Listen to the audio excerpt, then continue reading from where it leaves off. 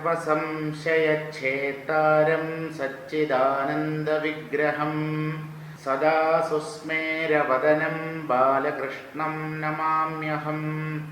എല്ലാവർക്കും എൻ്റെ വിനീതമായ പ്രണാമം. നമുക്കിന്ന് വായിക്കേണ്ടത് 35-ാമത്തെ ശീർഷകമായ ആത്മാഭിമാനം എന്ന ഭാഗമാണ്.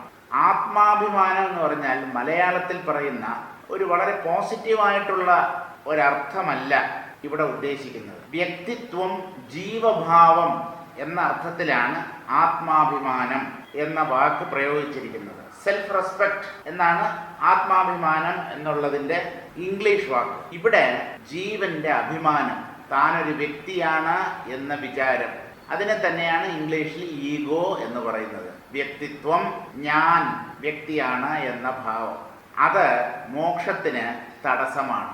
അതില്ലാതാകുന്നതാണ് വാസ്തവത്തിൽ മോക്ഷം. ഞാനും എൻ്റെയും ഈ രണ്ട് ഭാവവും ഇല്ലാതാവണം. അഹന്തയും മമതയും എന്ത് പറയുന്നു നോക്കാം. അപ്പോഴും അഭിമാനം ഉൾഭൂവിയിലുണ്ടാകയാൽ ചിത്സ്വരൂപനെയറിയുന്നില്ല സുമംഗലേ. രാഗാദി ദോഷങ്ങളാൽ അശുദ്ധി ഭവിച്ചൊരു മാനസവചനദേഹങ്ങൾക്കു ശുദ്ധ്യർത്ഥമായി തോയത്തിൽ മുഴുകുന്ന മനുഷ്യന്മാരെ പോലെ മായാമോഹിതന്മാരിൽ ആരുമെന്നറിയടോ. അപ്പോഴും അഭിമാനം ഉൾപ്പൂവിലുണ്ടാകയാൽ, അകതളിർ എന്ന് നേരത്തെ പറഞ്ഞു, ഉൾത്തളിര് മനസ്സാകുന്ന തളിര്, അടുത്തത് മനസ്സാകുന്ന പൂവ്. ഉൾപൂവിൽ എന്ന് പറഞ്ഞാൽ ഉള്ളിൽ, അന്തരംഗത്തിൽ, ഹൃദയത്തിൽ. അപ്പോഴും അഭിമാനം ഉൾപൂവിലുണ്ടാകയാൽ, മനസ്സാകുന്ന ആ പുഷ്പത്തിൽ അത്യന്തം പവിത്രമാണ് വാസ്തവത്തിൽ മനസ്സ്. പക്ഷേ അതിൽ ഈ അഹങ്കാരം കലർന്നിട്ടാണ് അതിന് അശുദ്ധി ഉണ്ടാവുന്നത്. അപ്പോഴും എന്ന് പറഞ്ഞാൽ എപ്പോഴാണ്? കഴിഞ്ഞ ശീർഷകത്തിന്റെ അവസാനം എന്താ പറഞ്ഞത്? ഗാത്രശുദ്ധിക്ക് ജലം തന്നിൽ സ്നാനവും ചെയ്ത് ക്ഷേത്രത്തിൽ പുക്ക് വലം വച്ചിടുന്നതു സദാ മൂർത്തി ഏതെവിടെയെന്നാൽ അതോർത്തറിയുന്നു. ശാസ്ത്രങ്ങൾ കണ്ടിട്ടോരോ തരമായി ഭ്രമിക്കുന്നു. താത്വികമായ ഈശ്വരനെ വേണ്ടവണ്ണം അറിയാതെ, അല്ലെങ്കിൽ ഈശ്വരനെ താത്വികമായി മനസ്സിലാക്കാതെ തീർത്ഥാടനവും ക്ഷേത്രങ്ങളിൽ പ്രദക്ഷിണവും ഒക്കെ മനുഷ്യർ അനാദികാലം മുതൽ ചെയ്തു വരുന്നു. പക്ഷേ അവരാരും വേണ്ടവണ്ണം ആ പരമാർത്ഥത്തെ അറിയുന്നില്ല, ബ്രഹ്മസ്വരൂപത്തെ അല്ലെങ്കിൽ ഭഗവാനെ അറിയുന്നില്ല. അവർ ഓരോരോ ശാസ്ത്രങ്ങൾ വായിച്ച് ഓരോ തരത്തിലുള്ള ഭ്രമത്തിന് വിധേയരാകുന്നു. ഇങ്ങനെ ക്ഷേത്രക്കുളത്തിൽ കുളിച്ചും അല്ലെങ്കിൽ പുണ്യതീർത്ഥങ്ങളിൽ സ്നാനം ചെയ്തും ഗംഗ, ഗോദാവരി തുടങ്ങിയ നദികളിൽ കുളിച്ച് ആ നദിക്കരയിലുള്ള ക്ഷേത്രങ്ങളിൽ വലം വയ്ക്കുകയും മറ്റും ചെയ്തിട്ടും എന്തേ ഈശ്വരതത്വം തെളിയാത്തത്? നമ്മൾ ഈ അമ്പലത്തിൽ പോകുന്നതും ഈശ്വരപരമായ കാര്യങ്ങൾ ചെയ്യുന്നതുമൊക്കെ വളരെ കൊച്ചുനാളിലേ തുടങ്ങിയതാണല്ലോ. ഇപ്പൊ നമുക്ക് എത്ര വയസ്സായി? നമുക്കൊന്ന് ഇരുന്ന് ആലോചിച്ച് നോക്കാം. എത്ര കൊല്ലമായി ഞാൻ ഈ ഈശ്വരപരങ്ങളായ കാര്യങ്ങൾ ചെയ്യുന്നു? എനിക്കെന്തേ ഈശ്വര ദർശനം കിട്ടാഞ്ഞത്? ചിന്തിക്കുന്നില്ല. അപ്പോഴും എന്ന വാക്കിന്റെ അർത്ഥം ശരീരശുദ്ധിക്കായി പുണ്യതീർത്ഥങ്ങളിൽ കുളിക്കുകയും എന്നിട്ട് ആ തീർത്ഥക്കരയിലുള്ള ദേവാലയങ്ങളിൽ പ്രവേശിച്ച് വലം വരികയും പ്രദക്ഷിണം ചെയ്യുകയും മറ്റും ചെയ്യുന്നുണ്ട് ജനങ്ങൾ. മൂർത്തി എവിടെ, ഓരോരോ ദേവതാഭാവം അത് ഏതേത് സ്ഥലത്താണ് പ്രതിഷ്ഠിക്കപ്പെട്ടിരിക്കുന്നത്, ഈ കാര്യങ്ങളൊക്കെ നല്ല വശമുണ്ട്, അതിനെക്കുറിച്ചൊക്കെ നല്ല ഓർമ്മയുണ്ട്. അതൊക്കെ കാണാതെ അറിയാം, മറ്റുള്ളവർക്ക് ആ വിവരങ്ങൾ പങ്കുവയ്ക്കുന്നുമുണ്ട്. പലതരം ശാസ്ത്രങ്ങൾ വായിക്കുന്നുണ്ട്. പക്ഷെ ഈ ഏകമായ ഈശ്വര തത്വത്തെ, അല്ലെങ്കിൽ ഈശ്വരൻ ഏകനാണ്, അദ്വൈതമാണ് പരമസത്യം എന്നുള്ളത് അറിയാതെ പലതരത്തിൽ ഭ്രമിക്കുന്നു. അപ്പോൾ ഈ കർമ്മങ്ങളൊക്കെ ചെയ്യുന്നുണ്ട്, എന്നാലും ഈശ്വരതത്വം തെളിയുന്നില്ല. അതാണ് അപ്പോഴും എന്ന് പറയുന്നത്. അഭിമാനം ഉൾപ്പൂവിലുണ്ടാകയാൽ ആ ഞാൻ എന്ന ഭാവത്തിന്റെ കനം അല്പം പോലും കുറഞ്ഞിട്ടില്ല. അതങ്ങനെ നിവർന്നു തന്നെ ഇരിക്കുകയാണ്. അഹങ്കാരം അല്പം പോലും കുറഞ്ഞിട്ടില്ല. ആ അഭിമാനം ഉള്ളിൽ പണ്ടത്തെ പോലെ തന്നെ നിലനിൽക്കുന്നു. അതുകൊണ്ട് എന്താ, ചിത്സ്വരൂപനെ അറിയുന്നീല സുമംഗലേ, അല്ലയോ മംഗളസ്വരൂപിണി, ആ ഹൃദയാന്തർഭാഗത്ത് ഞാൻ എന്ന് പ്രകാശിക്കുന്ന ആ ചിത്സ്വരൂപനെ ഈ കർമ്മങ്ങളൊക്കെ ചെയ്തിട്ടും മനുഷ്യർ വേണ്ടവണ്ണം മനസ്സിലാക്കുന്നില്ല. അഹോ കഷ്ടം എന്നല്ലാതെ വേറെ എന്തു പറയാൻ? രാഗാദി ദോഷങ്ങളാൽ അശുദ്ധി ഭവിച്ചൊരു മാനസ വചന ദേഹങ്ങൾക്ക് ശുദ്ധ്യർത്ഥമായി തോയത്തിൽ മുഴുകുന്ന മാനുഷന്മാരെ പോലെ മായാമോഹിതന്മാരില്ലാരും എന്നറികടോ. അല്ലയോ സ്ത്രീരത്നമേ, സുമംഗലേ, മംഗള രൂപിണി, നീ ഒരു കാര്യം മനസ്സിലാക്കണം. നിന്നോടുള്ള അളവ് കടന്ന വാത്സല്യം കൊണ്ടാണ് ഞാനിത് പറഞ്ഞു തരുന്നത്. നീയും ഈ ഭൂരിപക്ഷത്തെ പോലെ പുറമേ ദൈവത്തെ അന്വേഷിച്ച് നിന്റെ ആയുസ്സിനെ വ്യർത്ഥമാക്കി കളയരുത്. ഇതാണ് ആചാര്യന് ശിഷ്യയോട് പറയാനുള്ളത്. രാഗാദി ദോഷങ്ങളാൽ അശുദ്ധി ഭവിച്ചൊരു ഹൃദയം അല്ലെങ്കിൽ മനസ്സ് അശുദ്ധമാകുന്നത് രാഗദ്വേഷങ്ങളെ കൊണ്ടാണ്. ചിലതിനോട് ഇഷ്ടം, ചിലതിനോട് അനിഷ്ടം. ചില വ്യക്തികളെ കണ്ടാൽ ഒരടുപ്പം, ഒരു കാരണവുമില്ല, വെറുതെ മനസ്സിന് അങ്ങനെ തോന്നുന്നു, അയാളോട് ഒരു പ്രതിപത്തി തോന്നുന്നു. ചിലരെ കണ്ടാൽ തന്നെ ഒരു കാരണവുമില്ലാതെ വിദ്വേഷം ഉള്ളിലുണ്ടാകുന്നു. എന്താ, മനസ്സിന്റെ ഓരോ വിക്രിയകൾ, അല്ലാതെ വേറെ കാരണമൊന്നുമില്ല. രാഗാദി ദോഷങ്ങളാൽ അശുദ്ധി ഭവിച്ചൊരു മാനസ വചന ദേഹങ്ങൾക്ക്, രാഗാദി ദ്വേഷങ്ങൾ കൊണ്ട് മനസ്സശുദ്ധമാകും. മനസ്സശുദ്ധമായാൽ ആ മനസ്സിൽ നിന്ന് ഉദ്ഭവിക്കുന്ന വാക്കുകളിൽ ആ അശുദ്ധി കലരും. മനസ്സും വാക്കും അശുദ്ധമായാൽ അത് ശരീരത്തിലും അശുദ്ധിയായി അവശേഷിക്കും. അപ്പോ ഒരൊറ്റ എണ്ണം അശുദ്ധമായാൽ, ഏറ്റവും സൂക്ഷ്മമായ മനസ്സ് അശുദ്ധമായാൽ താരതമ്യേന സ്ഥൂലങ്ങളായ വാക്കിലും ശരീരത്തിലും പോലും ആ അശുദ്ധി പടർന്നു പിടിക്കും. ഇതുപോലെ തന്നെ ആ മനസ്സ് എന്ന ഒന്ന് പവിത്രമാകാമെങ്കിൽ വാക്കിലും ശരീരത്തിലും ആ പവിത്രത വ്യാപിക്കുകയും ചെയ്യും. അപ്പൊ എന്താ വേണ്ടത്? ബാഹ്യശുദ്ധി വേണം, അതിലുപരി ആന്തരശുദ്ധി നേടണം മനുഷ്യൻ. അത് നേടാൻ കഴിയുന്നില്ലെങ്കിൽ ഈ കുളിയും ജപവും തപസ്സും ഒക്കെ വെറുതെ വ്യർത്ഥം, ഒരു പ്രയോജനവുമില്ല. കൊല്ലങ്ങളായി നാം പലതരം സാധനകൾ ചെയ്യുന്നു. എന്തെങ്കിലും മെച്ചമുണ്ടോ? നമ്മുടെ വ്യക്തിത്വത്തിൽ എന്തെങ്കിലും പവിത്രത കൂടുതലായി വന്നു ചേരുന്നുണ്ടോ എന്ന് ചോദിച്ചാൽ ഇല്ല എന്ന് തന്നെയാണ് ഉത്തരം. കടുത്ത രാഗദ്വേഷങ്ങളാണ്. അവരുടെ എല്ലാം വിചാരം അവർ ഭക്തന്മാർ എന്നാണ്. എന്താണ് ഭക്തി? ആരാണ് ഈ ഭഗവാൻ? ആ ഭഗവാനെ എങ്ങനെയാണ് അന്വേഷിക്കേണ്ടത്? എവിടെയാ അന്വേഷിക്കേണ്ടത്? ഇതൊന്നും വേണ്ടവണ്ണം മനസ്സിലാക്കാതെ എന്തൊക്കെയോ കാട്ടിക്കൂട്ടുന്നു ഈശ്വരന്റെ പേരിൽ. അത്രയേ ഉള്ളൂ. ഇപ്പൊ രാഗാദി ദോഷങ്ങളാൽ അശുദ്ധി ഭവിച്ച മാനസ വചന ദേഹങ്ങൾക്ക് എന്ന് പറഞ്ഞാൽ മനസ്സിനും വാക്കിനും ശരീരത്തിനും ശുദ്ധ്യർത്ഥമായി അശുദ്ധമായ ഈ മൂന്നിനെയും ശുദ്ധമാക്കാൻ വേണ്ടി തോയത്തിൽ മുഴുകുന്ന മാനുഷന്മാരെ പോലെ, തോയത്തിൽ മുഴുകുക, വെള്ളത്തിൽ മുങ്ങുക, തീർത്ഥങ്ങളിൽ മുങ്ങിക്കുളിക്കുക, ശരീരത്തിലെ വിയർപ്പും ദുർഗന്ധവും പൊടിയുമൊക്കെ നീങ്ങുമായിരിക്കും. പക്ഷേ വാക്കിന്റെ അശുദ്ധി പോവില്ല, മനസ്സിലെ അശുദ്ധി ഒട്ടും തന്നെ പോവില്ല. അപ്പോ ആ സ്ഥൂലതലത്തിലുള്ള ശുദ്ധി മാത്രമേ നമുക്ക് ജലസ്നാനം കൊണ്ട് കിട്ടുന്നുള്ളൂ. ഉൾശുദ്ധിക്ക് എന്താ ചെയ്യേണ്ടത്?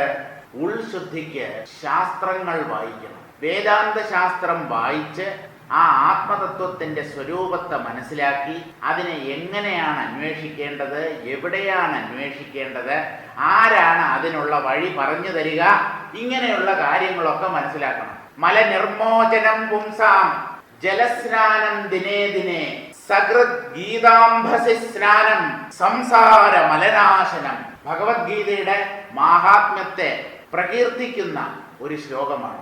മലനിർമോചനം പുംസാം ജലസ്നാനം ദിനേ ദിനേ. നാം ദിവസേന വെള്ളത്തിൽ കുളിക്കുന്നുണ്ട്. ചിലർ പച്ചവെള്ളത്തിലും ചിലർ ചൂടുവെള്ളത്തിലുമാണ് എന്ന വ്യത്യാസമേ ഉള്ളൂ. ഇങ്ങനെ ജലം കൊണ്ട് ശരീരത്തിലെ മലം നീങ്ങും. വിയർപ്പ്, ദുർഗന്ധം, അഴുക്ക് അതൊക്കെ നീങ്ങി കിട്ടും. പക്ഷേ ഉള്ളിലെ അഴുക്ക് എങ്ങനെ പോകും? രാഗദ്വേഷാദികളാകുന്ന മലം, കാമക്രോധ ലോഭമോഹ മത മാത്സര്യ ഈർഷ്യ അസൂയ ഡംഭ ദർപ്പാദി അശുദ്ധികൾ എങ്ങനെ നീങ്ങും? അഹന്തയും മമതയും ഇത് രണ്ടിനെയും കഴുകിക്കളയാനുള്ള വെള്ളമോ സോപ്പോ ഈ ബാഹ്യലോകത്തിലുണ്ടോ? ഇല്ലെന്നേ. അതിന് തത്വജ്ഞാനം, ശാസ്ത്രജ്ഞാനം, ഗ്രന്ഥങ്ങൾ വായിക്കുക, ആത്മതത്വത്തെ വ്യക്തമായി പ്രതിപാദിക്കുന്ന ഭഗവത്ഗീത പോലെയുള്ള ഗ്രന്ഥങ്ങൾ വായിക്കുക. അവയുടെ അർത്ഥം മനസ്സിലാക്കുമ്പോഴാണ് ഹൃദയം ശുദ്ധമാവുന്നത്. ഹൃദയത്തിന്റെ ശുദ്ധി വാക്കിലും വ്യാപിക്കും. അങ്ങനെയുള്ള വ്യക്തി സംസാരിക്കുമ്പോൾ പവിത്രങ്ങളായ വാക്കുകളാവും ആ മുഖത്തിൽ നിന്ന് നിർഗളിക്കുക. സകൃത് ഗീതാംഭസി സ്നാനം, ഭഗവത്ഗീതയാകുന്ന വെള്ളത്തിൽ ഒന്ന് കുളിച്ചു നോക്കൂ. സംസാര മലനാശനം, ഈ സംസാര മലം, നമ്മുടെ ജനന മരണങ്ങൾക്ക് കാരണമായിരിക്കുന്ന സംസാരത്തെ ഉണ്ടാക്കി തീർക്കുന്ന അജ്ഞാനമാകുന്ന മലം ഗീതാ സ്നാനം കൊണ്ട് മാത്രമേ നീങ്ങിക്കിട്ടുകയുള്ളൂ. ഇതിന്റെ അർത്ഥം കുളിക്കണ്ട എന്നാണോ? വേണം. ബാഹ്യശുദ്ധിക്ക് സ്നാനം അത്യന്താപേക്ഷിതമാണ്. അതുപോലെ തന്നെ അല്ലെങ്കിൽ അതിനേക്കാൾ ഉപരിയായി ആന്തരസ്നാനം നമുക്ക് വേണം. ഉള്ളി ശുദ്ധമാകണം. ഉള്ളിനെ ശുദ്ധമാക്കാൻ ഈ ജലത്തിനോ സോപ്പിനോ കഴിവില്ല. മാനസവചന ദേഹങ്ങൾക്ക് ശുദ്ധ്യർത്ഥമായി തോയത്തിൽ മുഴുകുന്ന മനുഷ്യന്മാരെ പോലെ മായാമോഹിതന്മാരാരുമില്ല. മായാമോഹിതന്മാരില്ല ആരും എന്നറിയണോ? മനസ്സിനും വാക്കിനും ശരീരത്തിനും ശുദ്ധി നേടാനായി തീർത്ഥങ്ങളിൽ ചെന്ന് സ്നാനം ചെയ്തു വരുന്ന മനുഷ്യന്മാരെ പോലെ മായാമോഹിതരായി മറ്റാരും തന്നെ ഇല്ല. ഇത് അല്ലയോ സ്ത്രീരത്നമേ, സുമംഗലെ, നീ നല്ലതുപോലെ മനസ്സിലാക്കണം. ശരി, ഇങ്ങനെയൊന്നും മനസ്സ് പവിത്രമാവുന്നില്ല എങ്കിൽ എങ്ങനെയാ ആ മനഃശുദ്ധി നേടേണ്ടത്? പറയാം. മനസം പവിത്രമായിടണമെങ്കിൽ അഭിമാനമെന്നുള്ളതില്ല തകണം മനസ്സിങ്കൽ. രാഗാദി ദോഷങ്ങളെ ഉണ്ടാക്കും അഭിമാനം. വേറായിടുമ്പോൾ മനസ്സും വിശുദ്ധമായിടും. മനഃശുദ്ധി, ചിത്തശുദ്ധി എന്താണിത്? ആന്തരികമായ ശുദ്ധിയാണത്. മനസ്സ് അങ്ങനെ ഒന്ന് ഉണ്ട് എന്നറിയാമെങ്കിലും അതെവിടെയാണ് എന്ന് പലർക്കും നിശ്ചയമില്ല. അങ്ങനെയുള്ള മനസ്സിനെ എങ്ങനെയാ ശുദ്ധീകരിക്കുക എന്ന് ചോദിച്ചാൽ, മാനസം പവിത്രമായിടണമെങ്കിൽ അഭിമാനമെന്നുള്ളതില്ലാതാകണം മനസ്സിങ്കൽ. മനസ്സിൽ നിന്ന് ആ അഭിമാനം നീങ്ങണം. അഭിമാനം എന്ന് പറഞ്ഞാൽ അഹങ്കാരം.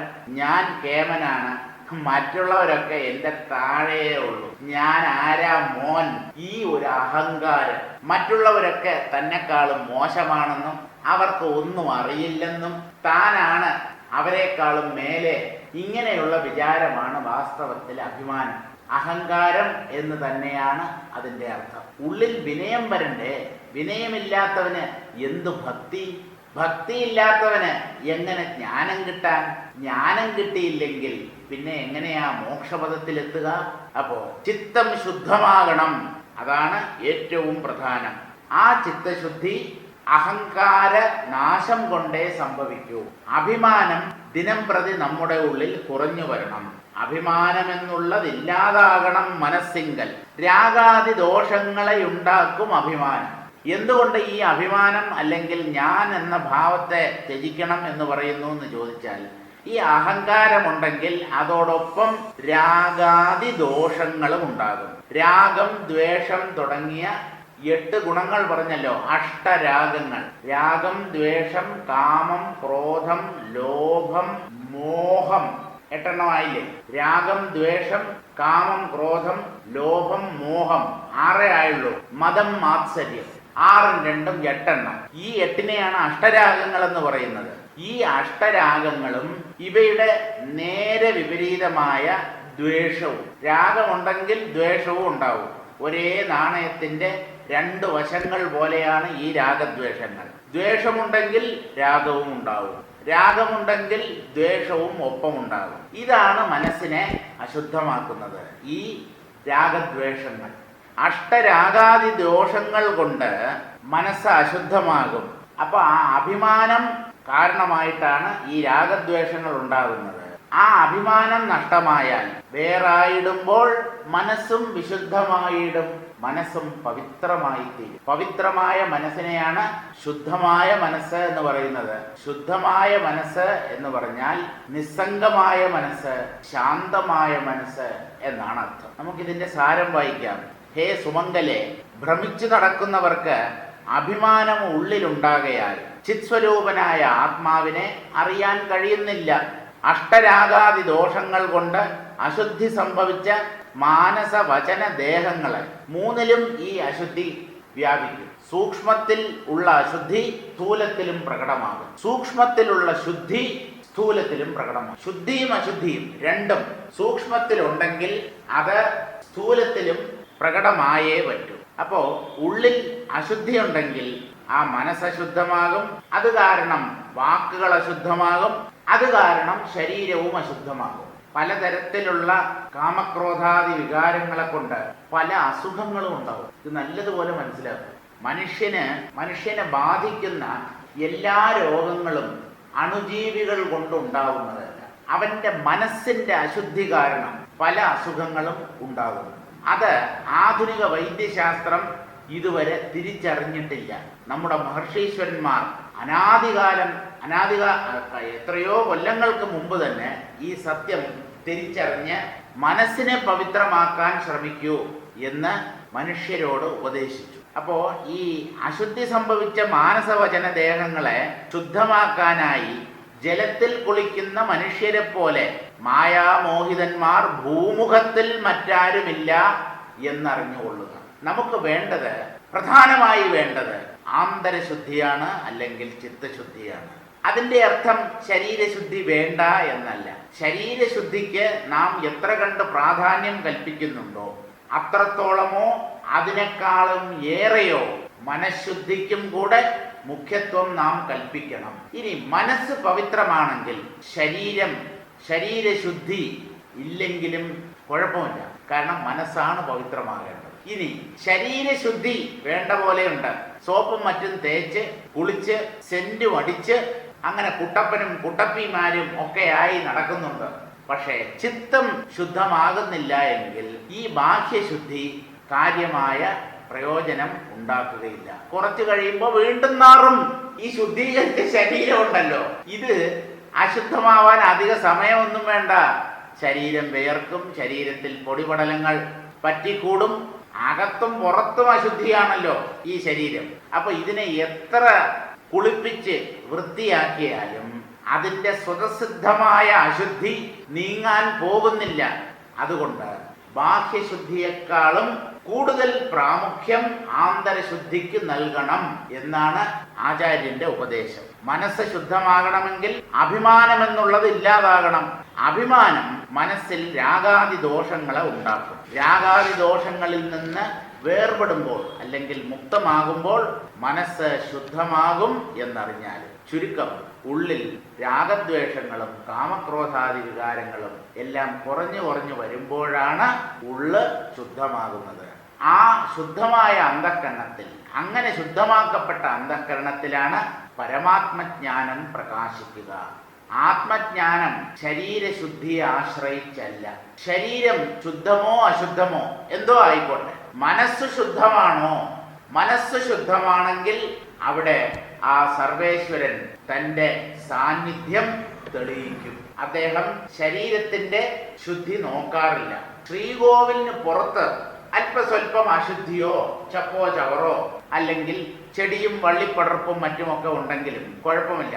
ശ്രീകോവിലിന്റെ അകവശം, ഉൾഭാഗം പവിത്രമാണെങ്കിൽ അവിടെ ഈശ്വര സാന്നിധ്യം ഉണ്ടാകും. ഇതുപോലെ ശരീരത്തിന്റെ ആ ശുദ്ധി, ബാഹ്യശുദ്ധി, അത് വലുതായിട്ടില്ലെങ്കിലും അത് കുറെയൊക്കെ അശുദ്ധമാണെങ്കിൽ ഉള്ള് ശുദ്ധമായി തീർന്നാൽ അവിടെ ഭഗവാൻ പ്രത്യക്ഷപ്പെടുകയല്ല, നേരത്തെ തന്നെ അദ്ദേഹം അവിടെ ഉണ്ട്. ഈ ചപ്പും ചവറും ഒക്കെ മാറ്റിക്കളയുമ്പോൾ, രാഗവും ദ്വേഷവും ഒക്കെ നമ്മൾ നീക്കിക്കളയുമ്പോൾ അദ്ദേഹത്തിന്റെ സാന്നിധ്യം നമുക്ക് അറിയാറാകും. അത്ര തുടർന്ന് വായിക്കാം. മനസം പവിത്രമായിടുമ്പോൾ ദേഹശുദ്ധി താനെ വന്നിടും സ്നാനം ചെയ്യണമെന്നില്ലടോ.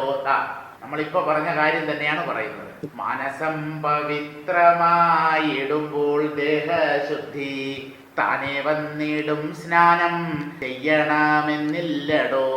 കായത്തിൽ പറ്റിയിടുന്ന പങ്കങ്ങളശേഷവും തോയത്തിൽ സ്നാനം ചെയ്താൽ പോയിടുമതന്നിയേ. ഉള്ളകത്തുളവാകും ദോഷങ്ങൾ പോകുന്നില്ല. ഉള്ളം നന്നാവാൻ രാഗ ദ്വേഷാദി പോയിടണം. രാഗാദി ദോഷമെല്ലാം പോകണമെനിക്കെന്ന് നാവിനാലുരപ്പതു കൊണ്ടുപോകയില്ലേതും. വാക്കന്യം മനസ്സന്യം കായകർമ്മങ്ങളന്യം ആക്കിക്കൊണ്ടുള്ള വാക്യം ഭോഷ്കിനു സമാമത്രേ. എത്ര വ്യക്തമായിട്ടാണ് ഈ ആന്തരിക ശുദ്ധിയുടെ പ്രാധാന്യത്തെ ആചാര്യൻ വെളിപ്പെടുത്തുന്നത്. ആ വാക്കുകളിലുള്ള വ്യക്തതയും പവിത്രതയും ശ്രദ്ധിക്കൂ.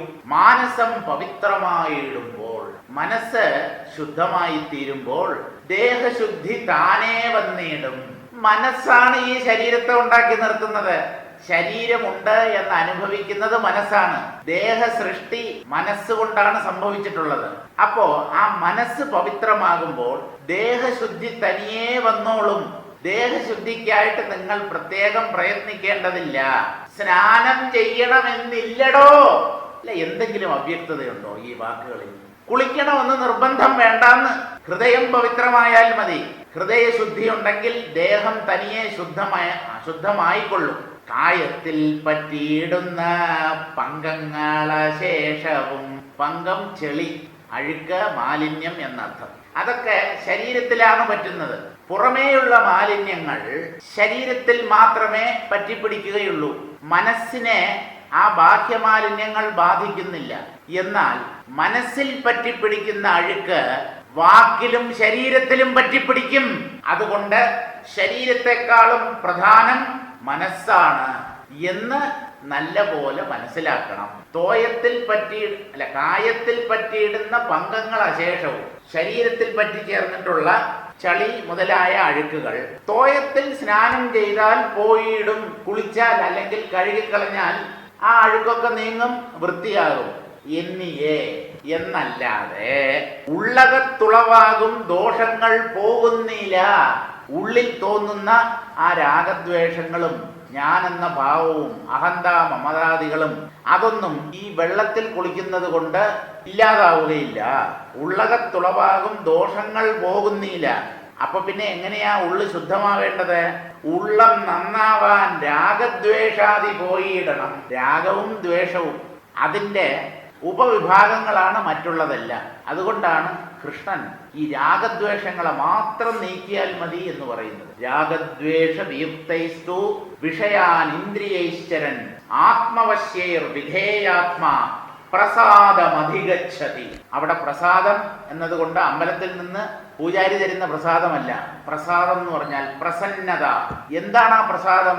പ്രസാദേ സർവദുഃഖാനാം ഹാനിരസ്യോപജായതേ പ്രസന്ന ചേതസോ ഹ്യാശു ബുദ്ധി പര്യവതിഷ്ഠതേ. അതാണ് പ്രസാദം, ആത്മപ്രസാദം, അനന്തമായ ശാന്തി. യോഗവാസിഷ്ഠം പറയുന്ന അന്തശീതളത, അത് അനന്ത തപസ്സുകൊണ്ടാണ് രാമ നേടാൻ കഴിയുക. അന്തശീതളത നാമ തദനന്ത തപഫലം. ഈ ശീതളത എങ്ങനെ വരും? ഉള്ള് ശുദ്ധമായാലേ ഈ ശീതളത വരൂ. ഉള്ള അശുദ്ധമായിരിക്കുന്നത് കൊണ്ടാണ് ഭയവും ദ്വേഷവും ടെൻഷനും ദുഃഖവും എല്ലാം വരുന്നത്. ഉള്ളം ശുദ്ധമാവുന്നില്ല. നമ്മൾ മലയാളത്തിൽ പറയാറില്ലേ, എടോ താനൊക്കെ എന്ത് ചെയ്തിട്ട് എന്ത് പ്രയോജനം? മനസ്സ് നന്നാവണോടോ മനസ്സ് എന്ന് നമ്മൾ പറയാറില്ലേ. എന്താണ്? മനസ്സ് പവിത്രമാകണം. അതിൽ രാഗദ്വേഷാദികൾ ഉണ്ടാവരുത് എന്ന് നമ്മൾ അറിയാതെ തന്നെ മറ്റുള്ളവരോടും പറയുന്നു, മറ്റുള്ളവർ നമ്മോടും പറയുന്നു. അപ്പൊ ആ രാഗദ്വേഷങ്ങൾ നീങ്ങണം. രാഗദ്വേഷ വിയുക്തൈസ്തു ഇന്ദ്രിയൈഹി വിഷയാന് ചരന്. രാഗദ്വേഷങ്ങളില്ലാത്ത ഇന്ദ്രിയങ്ങളാൽ എന്ന് പറഞ്ഞാൽ ഇന്ദ്രിയ മനസ്സുകളാൽ ബാഹ്യ വിഷയങ്ങളെ കൈകാര്യം ചെയ്യുന്നവനായി ഒരാൾ ജീവിക്കുമെങ്കിൽ അയാളുടെ ഇന്ദ്രിയങ്ങൾ അയാളുടെ നിയന്ത്രണത്തിലായിരിക്കും. ആത്മവശ്യൈഹി വിധേയാത്മ, അയാളുടെ നിയന്ത്രണത്തിലായിരിക്കും. അയാൾ നിലവിട്ടു പോവില്ല, നില തെറ്റിപ്പോവില്ല. അയാളുടെ തന്നെ തൻ്റെ വരുതിയിൽ നിർത്തുന്നവനാവും ആ വ്യക്തി. എങ്ങനെയായാൽ രാഗദ്വേഷങ്ങൾ മനസ്സിൽ നിന്ന് നീങ്ങിയാൽ, ആ മനസ്സ് ഇന്ദ്രിയങ്ങളെ തൻ്റെ അധീനതയിൽ നിർത്തിയാൽ ആ വ്യക്തി സ്വാധീനതയോടുകൂടി ഇരിക്കും, തനിക്ക് അധീനനായി ഇരിക്കും. അയാളെ തന്നെ നിയന്ത്രിക്കാൻ കഴിയുന്നവനായിരിക്കും. അങ്ങനെ ജീവിക്കുന്ന ഒരാൾ പ്രസാദം അധികച്ഛതി, അനന്തമായ ശാന്തി പെട്ടെന്ന് തന്നെ അനുഭവിക്കാനിടയാകും. ഉള്ളം നന്നാവാൻ രാഗദ്വേഷാദി പോയിടണം. രാഗദ്വേഷാദി വികാരങ്ങൾ അവയെല്ലാം തന്നെ രാജസമോ താമസമോ ആയ വികാരങ്ങളായിരിക്കും. അതിനെയെല്ലാം നീക്കി സാത്വിക ഭാവം മാത്രം ഉള്ളിലുണ്ടാവണം. രാഗാദി ദോഷമെല്ലാം പോകണം എനിക്കെന്ന്, അതിനാദ്യമായി ഞാൻ ശുദ്ധനാകണം, എൻ്റെ ഹൃദയം പവിത്രമാകണം എന്ന ഒരാഗ്രഹം ഓരോ വ്യക്തിക്കും ഉള്ളിലുണ്ടാവണം. രാഗാദി ദോഷമെല്ലാം പോകണം എനിക്കെന്ന് നാവിനാൽ ഉരപ്പത് കൊണ്ട് പോകയില്ലേതും. നാവ് കൊണ്ട് നല്ലവനാവണം, നല്ലവനായി തീരണം, എൻ്റെ മനസ്സ് ശുദ്ധമാവണം, എനിക്ക് മോക്ഷം വേണം, ഈശ്വര ദർശനം വേണം, ഇങ്ങനെ വേണം വേണം വേണമെന്ന് നാവ് കൊണ്ട് പറഞ്ഞത് കൊണ്ട് മാത്രം കഥയില്ല. ആ ഹൃദയത്തെ പവിത്രീകരിക്കാനുള്ള പ്രയത്നം നമ്മുടെ ഭാഗത്ത് നിന്നുണ്ടാവണം. നാവിനാൽ ഉരപ്പത് കൊണ്ട് പോകയില്ലേതും. ഉള്ളിലെ അശുദ്ധി നന്നാവണം, ശുദ്ധമാവണം എന്നൊക്കെ പറഞ്ഞത് കൊണ്ട് മാത്രം നീങ്ങുകയില്ല. എന്താണ് ഉള്ളിൽ അശുദ്ധിയുണ്ട് എന്നതിൻ്റെ തെളിവ് പറഞ്ഞു തരാം. വാക്കന്യം മനസ്സന്യം, കായകർമ്മങ്ങൾ അന്യമാക്കിക്കൊണ്ടുള്ള വാക്യം ഭോഷ്കിനു സമമത്രേ.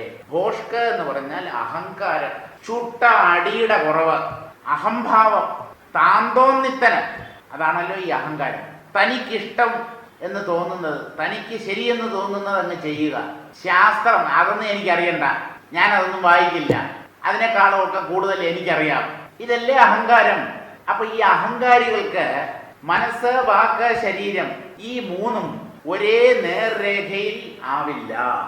അവർക്കെന്താ?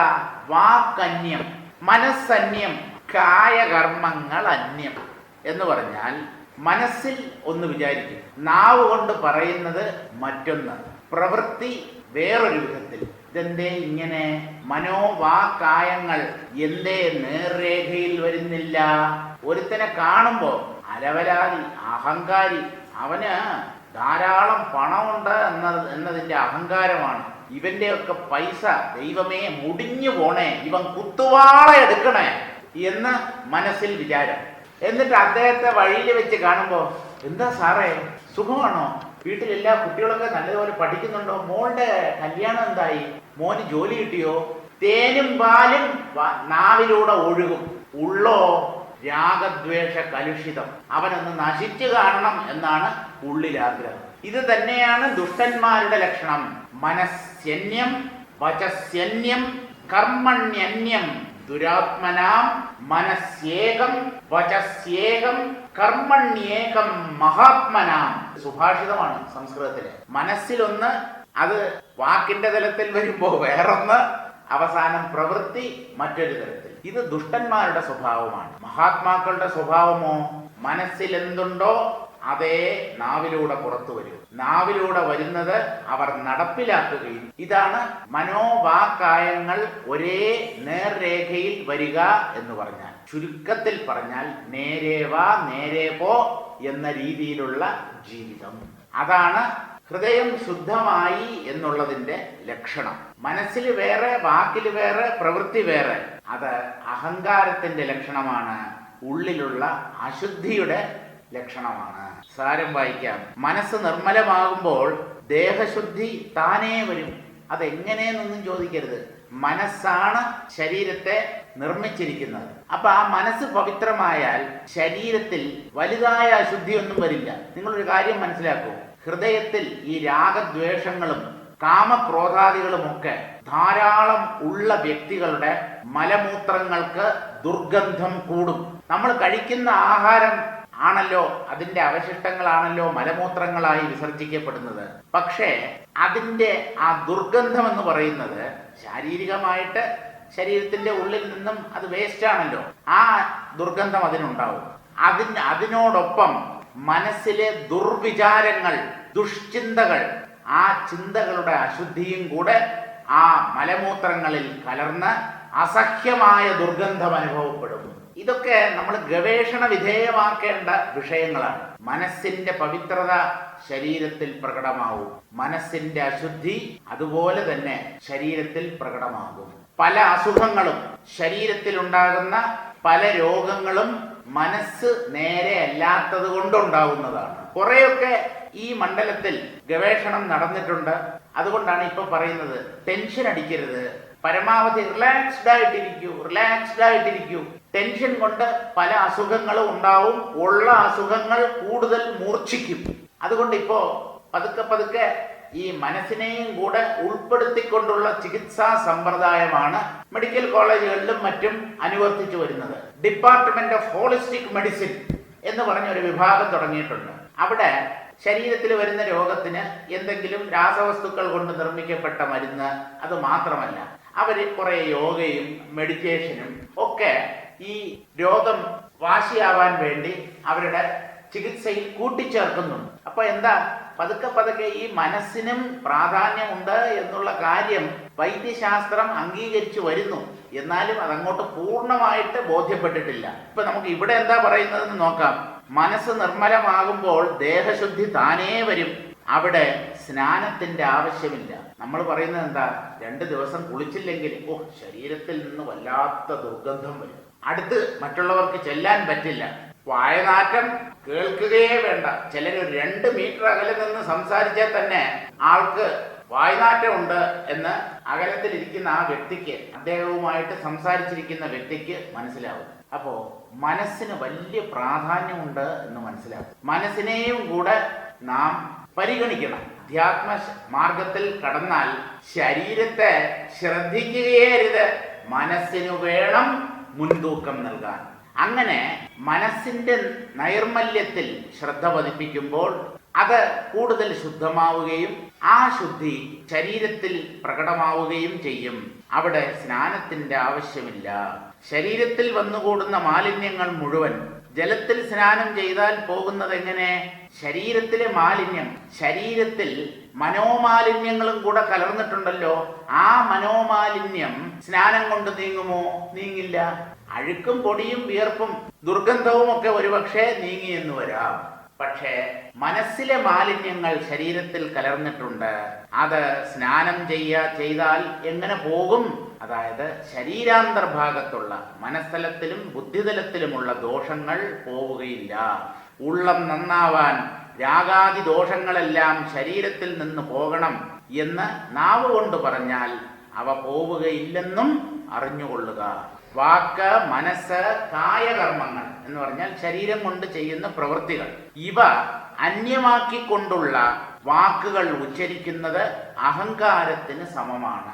ഇവയെ അന്യമാക്കുക എന്ന് പറഞ്ഞാൽ പറയുന്നത് ഒന്ന്, ഉള്ളിലെ വിചാരം മറ്റൊന്ന്, പ്രവൃത്തി തികച്ചും വിഭിന്നമായ മറ്റൊരു പ്രകാരത്തിൽ. അപ്പൊ ഇവയ്ക്ക് തമ്മിൽ ഒരു പൊരുത്തമില്ല, ഒരു യോജിപ്പില്ല. അതാണ് ഉള്ളിലെ അശുദ്ധി എന്ന് പറയുന്നത്. ഉള്ളു ശുദ്ധമായവർ, പവിത്ര ഹൃദയന്മാർ, അവർ ചിന്തയിലും വാക്കിലും പ്രവൃത്തിയിലും സമത്വം പാലിക്കുന്നവരായിരുന്നു. അവരെയാണ് ആർജവമുള്ള വ്യക്തികൾ എന്ന് പറയുന്നത്. ഋജുവാണ് അവരുടെ മാർഗം, നേരെ, വക്രമല്ല, വളവില്ല.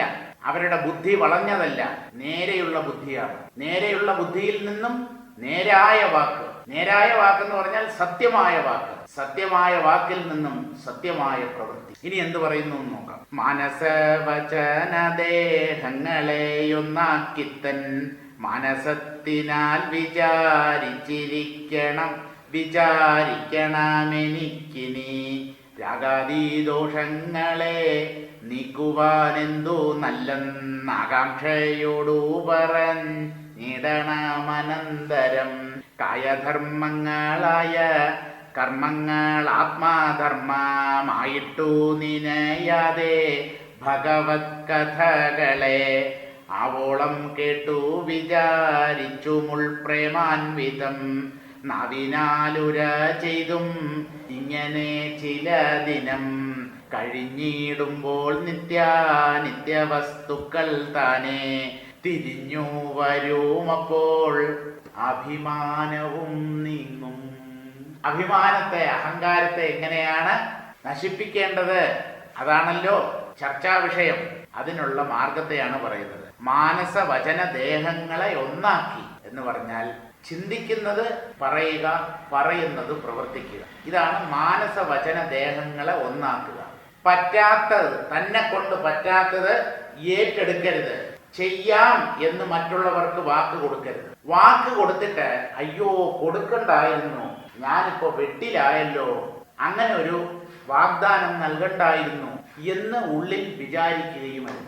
ആദ്യമായി നിങ്ങളുടെ കഴിവിനെ കുറിച്ച് നല്ല ബോധം നിങ്ങൾക്കുണ്ടായിരിക്കണം. ആ കഴിവിനകത്ത് നിൽക്കുന്ന പ്രവൃത്തികൾ മാത്രം ചെയ്യാം എന്ന് മറ്റുള്ളവരോട് പറയുക.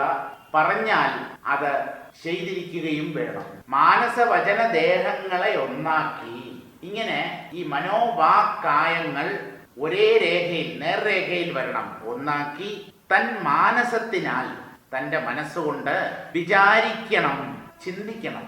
എന്താ ചിന്തിക്കേണ്ടത്? എനിക്കിനി രാഗാദി ദോഷങ്ങളെ നീക്കുവാൻ എന്തു നല്ലത് എന്ന ആകാംക്ഷയോട് പറഞ്ഞിടണം അനന്തരം. മനസ്സും വാക്കും ശരീരവും നേർരേഖയിലായാൽ മനസ്സിൽ ഇങ്ങനെ ചിന്തിക്കണം. എന്താണ്? എൻ്റെ ഉള്ളിലുള്ള അശുദ്ധി, രാഗാദി ദോഷങ്ങളെ നീക്കുവാൻ എന്ത് നല്ലെന്ന്, എന്താണ് നല്ലത്, എങ്ങനെയാണ് ഞാൻ ചിത്തശുദ്ധി നേടുക എന്ന് അത്യന്തം ആകാംക്ഷയോടുകൂടെ, അറിയാനുള്ള ആഗ്രഹം, ആ ഒരു ത്വരയോടുകൂടെ, എങ്ങനെയെങ്കിലും എന്ത് വില കൊടുത്തും ഞാൻ എൻ്റെ ഹൃദയത്തെ ശുദ്ധമാക്കും, അവിടെയുള്ള രാഗദ്വേഷങ്ങളെ അകറ്റും, അതിനുള്ള മാർഗം എന്താണ് എന്ന് ആകാംക്ഷയോടെ പറഞ്ഞിടണം, പറയണം. ആരുടെ അടുത്ത് പറയണം? മഹാത്മാക്കളോട്, തത്വദർശികളോട്. പ്രഭോ, എൻ്റെ മനസ്സ് എങ്ങനെയാ ഞാൻ പവിത്രമാക്കേണ്ടത്, അതെങ്ങനെയാണ് ശുദ്ധമാവുക, അതിനുള്ള മാർഗങ്ങൾ അങ്ങെനിക്ക് ഉപദേശിച്ചു തരുമോ എന്ന് മഹാത്മാക്കളോട് ചോദിക്കണം, പറഞ്ഞിടണം. എന്നിട്ട് എന്ത് വേണം? അനന്തരം കായധർമ്മങ്ങളായ കർമ്മങ്ങൾ ആത്മധർമ്മമായിട്ട് നിനയാതെ. നമ്മുടെ ഇപ്പോഴുള്ള വിചാരം കായധർമ്മങ്ങൾ, ശരീരത്തിന്റെ സ്വഭാവമാണ് പ്രവർത്തിക്കുക എന്ന് പറയുന്നത്. പ്രവൃത്തി പ്രധാനമായും ശരീരതലത്തിലാണ് നടക്കുന്നത്. ഉൾത്തലത്തിൽ നിന്നാണ് ആ പ്രവൃത്തി ആരംഭിക്കുന്നത് എങ്കിലും നമ്മൾ അറിയുന്നില്ല. നമ്മൾ ഒരാളുടെ ബാഹ്യപ്രവൃത്തിയെയാണ് കാണുന്നത്. അപ്പോൾ കായധർമ്മങ്ങളായ കർമ്മങ്ങളെ ആത്മധർമ്മമായിട്ട് നിനയാതെ. ശരീരമാണ് കർമ്മം ചെയ്യുന്നത്, ആത്മാവിന് കർമ്മമില്ല. ആത്മാവ് ഒന്നും ചെയ്യുന്നില്ല, അത് നിശ്ചലമായ തത്വമാണ്. ഞാൻ അതാണ്. അപ്പോ കർമ്മവിമുക്തമാണ് ആത്മാവിന്റെ സ്ഥിതി. ആ കർമ്മവിമുക്തമായ ആത്മാവിന് കർമ്മങ്ങൾ ചെയ്യേണ്ടതായിട്ടുണ്ട് എന്ന് വിചാരിക്കാതെ ഇരിക്കുക. ഇനി ശരീരചലനങ്ങൾ ആത്മാവിൽ ആരോപിക്കപ്പെടുകയും അരുത്.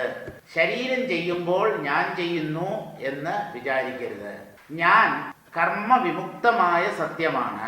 ശരീരം അത് ഒരു യന്ത്രത്തെ പോലെ പ്രവർത്തിക്കുന്നു, ഞാനൊന്നും ചെയ്യുന്നില്ല. ആത്മാവിൽ ഈ കർമ്മങ്ങൾ ഒന്നും തന്നെ വന്നു പറ്റുന്നില്ല. ആത്മാവ് കർമ്മത്തിന് അതീതമായ തത്വമാണ് എന്ന് നല്ലതുപോലെ ചിന്തിക്കണം. കായധർമ്മങ്ങളായ കർമ്മങ്ങൾ ആത്മധർമ്മമായിട്ട് നിനയാതെ, ശരീരം ചെയ്യുന്ന പ്രവൃത്തികളെ താൻ ചെയ്യുന്നു എന്ന് വിചാരിക്കാതെ എന്ത് ചെയ്യണം? ഭഗവത് കഥകളെ ആവോളം കേട്ട് വിചാരിച്ച്, ഈശ്വര സംബന്ധിയായ കഥകൾ, ഭാഗവതാദി പുരാണങ്ങൾ, രാമായണം മുതലായ കഥകൾ, ഈശ്വര ചരിതങ്ങൾ, അവതാര പുരുഷന്മാരുടെ ജീവചരിത്രങ്ങൾ എല്ലാം ഭഗവത് കഥകൾ തന്നെയാണ്.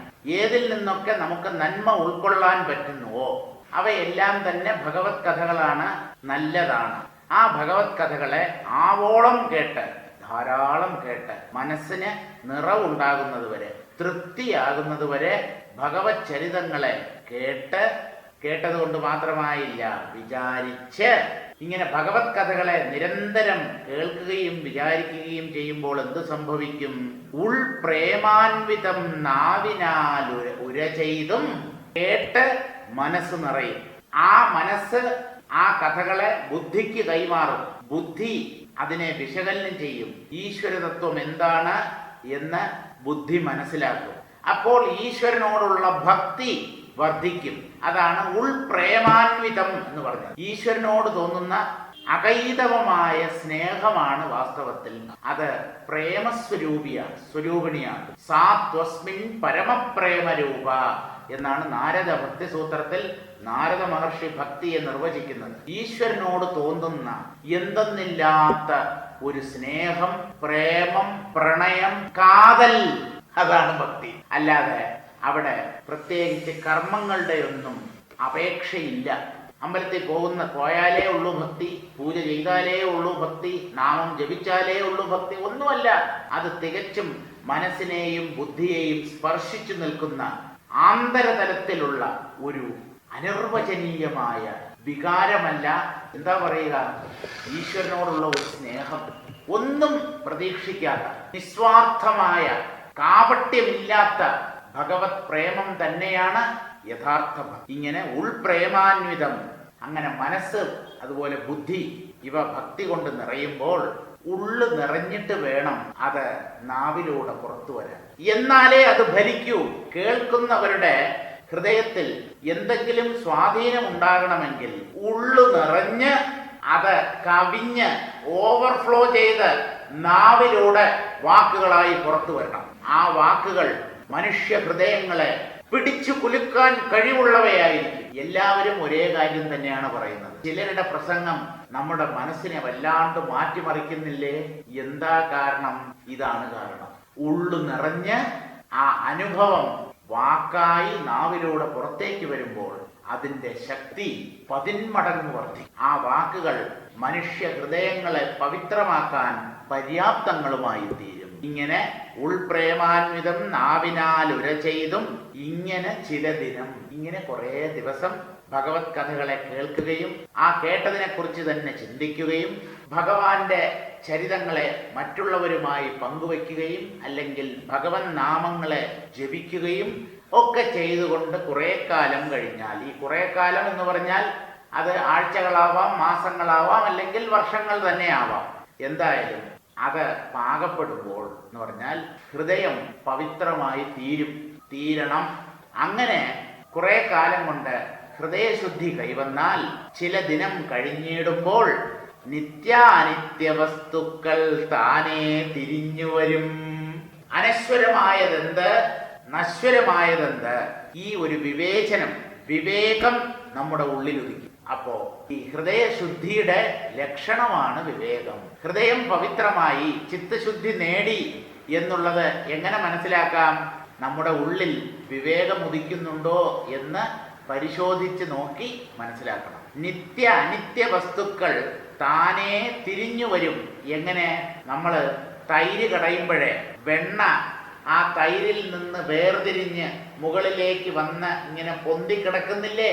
ഇതുപോലെ നിരന്തരമായ ഭഗവത് കഥാശ്രവണവും തുടർന്നുള്ള മനനവും അതുപോലെ നാമജപവും ഒക്കെ കൊണ്ട് ഹൃദയം പവിത്രമാവുകയും നിത്യമേത് അനിത്യമേത് എന്നുള്ള വിവേകം, അത് തീരുമാനിക്കാനുള്ള ആ വിവേകം ഉള്ളിൽ തനിയെ ആവിർഭവിക്കും, തിരിഞ്ഞു വരും. അപ്പോൾ അഭിമാനവും നീങ്ങും.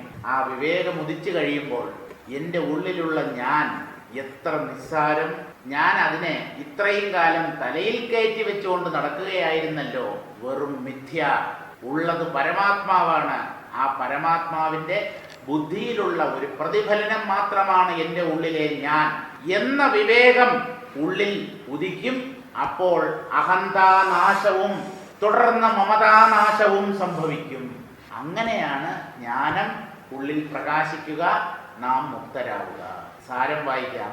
മനസ്സ്, വചനം, ദേഹം ഇവകളെ ഒന്നാക്കി തൻ്റെ മനസ്സിൽ രാഗാദി ദോഷങ്ങളെ വിചാരിക്കാതെ കഴിയുകയും രാഗാദി ദോഷങ്ങളെ നീക്കുവാൻ ഉത്തമമാർഗം ഏതെന്ന് ആകാംക്ഷയോടെ ചിന്തിക്കുകയും, ചിന്ത മാത്രം പോരാ, ചിലപ്പോൾ ഉത്തരം കിട്ടിയെന്ന് വരില്ല. അങ്ങനെയാകുമ്പോൾ സജ്ജനങ്ങളെ, മഹാത്മാക്കളെ സമീപിച്ച് അതിനുള്ള വഴി തേടുകയും വേണം. അങ്ങനെ ആകാംക്ഷയോടെ ചിന്തിക്കുകയും അല്ലെങ്കിൽ അന്വേഷിക്കുകയും ഒക്കെ ചെയ്തു വരുമ്പോൾ കായധർമ്മങ്ങളായ കർമ്മങ്ങൾ ആത്മധർമ്മമായിട്ട് ചിന്തിക്കാതെ ആത്മാവിനെ ഈ കർമ്മം കൊണ്ട് ഒന്നും നേടാനില്ല എന്ന വിവേകം ഉള്ളിൽ ഉദിക്കും. ശരീരത്തിൻ്റെയാണ് ഈ കർമ്മങ്ങൾ, അത് ബാഹ്യതലത്തിൽ മാത്രമേ ഉള്ളൂ. ആത്മാവിൽ ഈ കർമ്മഫലങ്ങളൊന്നും സ്പർശിക്കുന്നില്ല, ഒന്നും വന്നു പറ്റുന്നില്ല എന്ന് മനസ്സിലാകും.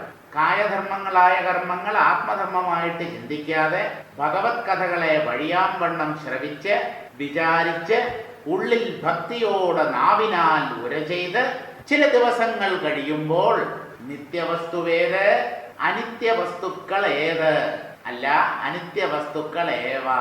കാരണം നിത്യവസ്തു ഒന്നേ ഉള്ളൂ, അനിത്യവസ്തുക്കളാണ് അനേകം. അതുകൊണ്ട് നിത്യവസ്തുവേത് അനിത്യവസ്തുക്കൾ ഏവ എന്ന് താനേ തെളിഞ്ഞു വരും. ആ തെളിച്ചത്തെയാണ് വിവേകം എന്ന് പറയുന്നത്. ആ വിവേകം ഉണ്ടാകുമ്പോൾ ഉള്ളിലുള്ള അഭിമാനം നഷ്ടപ്പെടും. താൻ ദേഹമാണ് എന്ന ശരീരാഭിമാനവും അതോടൊപ്പം ഇല്ലാതാവും. അപ്പോൾ ശരീരാഭിമാനവും തീരും. ദേഹബോധം, താൻ ദേഹമാണ് എന്നുള്ള തെറ്റിദ്ധാരണ ഇല്ലാതായാൽ താൻ അഖണ്ഡ ബോധസ്വരൂപനായ പരമാത്മാവാണ്, ചൈതന്യമാണ്. ജഡദേഹവുമായി എനിക്ക് യാതൊരു ബന്ധവുമില്ല, ഞാൻ ജനിച്ചിട്ടില്ല, ഞാൻ ജീർണിക്കുന്നില്ല, ഞാൻ മരിക്കുകയില്ല, ഞാൻ അനശ്വരമായ ആത്മാവാണ് എന്ന് ഉള്ളിൽ ഒരു തെളിച്ചമുണ്ടാകും. അപ്പോൾ ശരീരാഭിമാനവും നീങ്ങും. ഈ വിവേകം ഉദിക്കുമ്പോൾ ശരീരാഭിമാനം ഇല്ലാതാവും. തിരിച്ചും പറയാം, ശരീരാഭിമാനം ഇല്ലാതാകുമ്പോഴാണ് വിവേകം ഉദിക്കുക. എന്തായാലും രണ്ടും സമകാലത്ത് സംഭവിക്കേണ്ടവയാണ്. ചിന്താരത്നം തൽക്കാലം അവിടെ നിൽക്കട്ടെ. തുടർന്നുള്ള ശ്ലോകങ്ങൾ നമുക്ക് അടുത്ത ക്ലാസ്സിൽ വായിക്കാം.